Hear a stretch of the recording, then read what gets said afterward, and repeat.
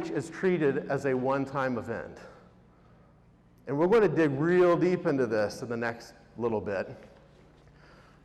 But you think about this. Somebody, let's just say James, right? He registered for your Les Evangelism series.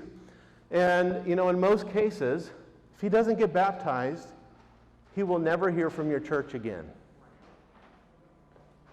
There's a problem with that. Did you see the story we just talked about a second ago? If her name had been thrown in the trash can, the Lord will still bless, right? But he gives us the opportunities to stay in touch with folks.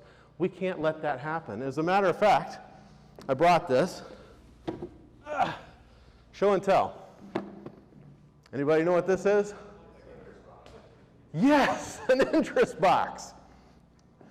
So one of the early churches we started working with, we said, hey, where do you keep all of the folks that have reached out to your church over the last 5 years? And said, I don't know. Let's go find out. And they started rummaging around in the closet. They said, we found it. I said, can you mail it to me? We're going to start reaching out to these folks. This was probably in the top 2% size of Adventist churches. This was a large Adventist church. And they got sent here to die. I'm not going to ask a show of hands, but I don't think they're the only ones. And we have to do something about that. I'm just going to share a couple of experiences. Arthur, he reached out on the website. We're going to get into a communication plan in a little bit here, but we can trace back his journey. Not quite as much as Victoria that we talked about. Pretty active though. Visited the site 5 times, viewed 12 pages, clicked on a bunch of emails. Over 7.5 months. 7.5 months.